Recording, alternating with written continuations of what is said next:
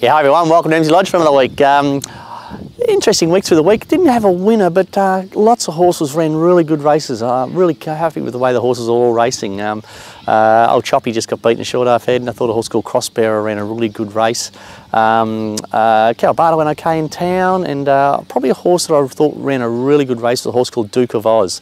I think he's probably going to be a horse that over the next couple of months is going to be a really nice horse. So really keen to sort of get them all back to the races in the next start, because I think there's 4 or 5 horses that more or less wouldn't surprise me at all to see them win their next start. Yeah, now racing this week, we'll kick off on Friday. Now the old boy Severn Road, he goes back around again. You're going to run him just sort of over that 1900 to go flat stick for one whole lap, so any little bit of weight relief I think is going to help him. Now he gets in with 53, he'll bowl out. There's only 2 horses in the race that show any sort of speed, so he might just drag the speed out of those horses and set a bloody good tempo. So I'm keen to get him back there. He's the same horse as what we've been taking to the races. His work's identical, so he'll no doubt go really well. Now Saturday at Caulfield, Saki Soldier goes back to the races. Now he's on a long preparation, this horse, headed towards the spring. We ran him first up at Flemington the other day and he sort of got back, and I thought he just felt the pinch late. He's had that run under his belt. Now we get the same distance, and I definitely think he's come on a little bit. Certainly his work was a bit sharper this week, so he runs over 1400. He'll get back. He's drawn beautifully. He'll get back and work home, and expect him to probably, you know, if he gets beaten 4 or 5 lengths, I'll be pretty happy with that. And then we'll sneak him up to a mile, probably have a couple of runs over a mile, and then we'll look to the 2000 metres early in the spring for him. But I think he's right on target for where we want to head with him. But he's on a long comeback sort of from injury, that horse, and it looks like he's absolutely cherry ripe at the moment. Yeah, now Sunday at Geelong, I'm not sure that it's come up a heavy 8, and I'm not sure we're going to get an upgrade, so there's a couple of horses in there. An old horse called Moot, he's done most of his racing up there in Darwin and Alice Springs, and he's come back down here. He's sort of tossing up whether we trial him or we take him straight to the races. Now there's an 1100 metre at Geelong on Sunday, which we've put him in, but it's going to be a heavy track, and I'm not sure. I have to speak to the owners about him, whether they want to run him on a heavy track or not, or whether we just pull the pin from Sunday and we take him to the trials next Wednesday. So. But he's ready, he's race fit and he's ready to go, so just needs one good hard gallop. Patronus ran a really good 3rd the other day at Geelong, and so she's now ready to go back to the races. 1400, once again, heavy track, not sure, but her work through the week was great, and it's only going to be a smallish field, so she should be able to bounce and be sort of somewhere around them. So I'll probably take her to the races and take a punt that she's going to handle her wet.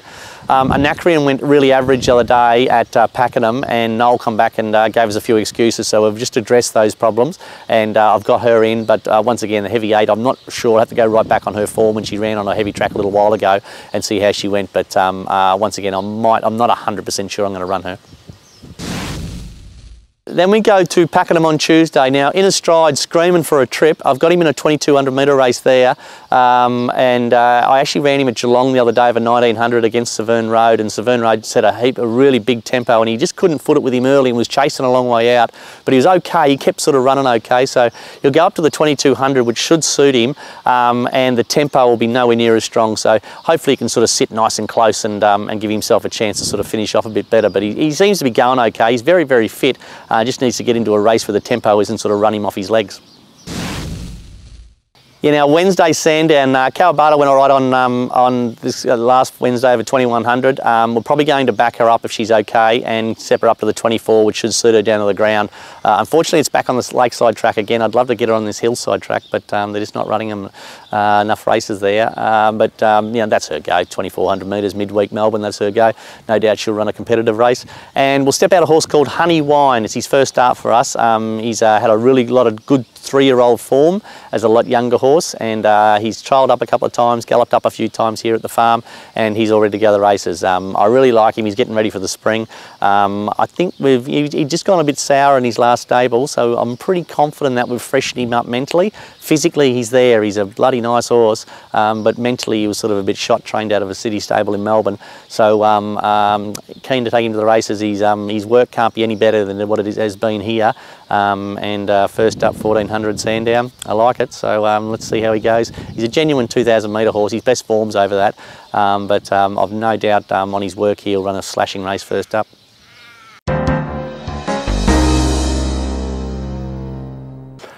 G'day guys, welcome to Around the Stables. This time of year it's time to send the yearlings off to be broken in, and that's what we've done today.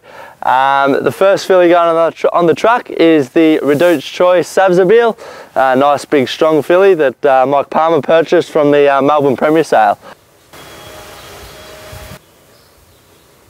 The other filly is by Star Spangled Banner out of Sorrentessa, another well-bred filly, yeah, leased from Anthony Mithen and the Rosemont team. So yeah, look forward to both getting them back from the breakers.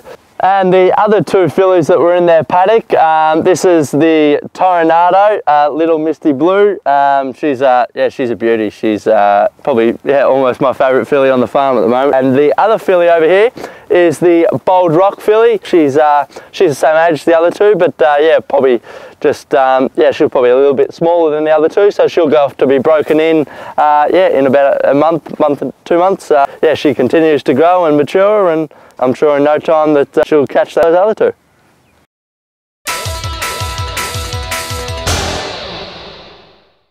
Hi guys, so for the past week we went to Echuca on Saturday and Mildura on Monday, and found a couple that ran on pretty well from the back of the field that hopefully I can stick with once they get over a bit further. But my main focus is for the week ahead, and really looking forward to a couple of rides in particular that I've got. We go to Geelong Friday for 4 rides, but of course the old boy Severn Road goes around again in Benchmark 70 company, so you'll only carry 53, so hopefully you can get out in front with a light weight and be able to catch. And on Monday at Matoa, back on a horse that I won on last start, chattering for Anne Blackburn, and she goes up 2 kilos, but she won well last start, so hopefully she can be hard to beat again. So they're my main two that I'm really looking forward to partnering over the next coming days, and hopefully we've got a winner or two to talk about next week.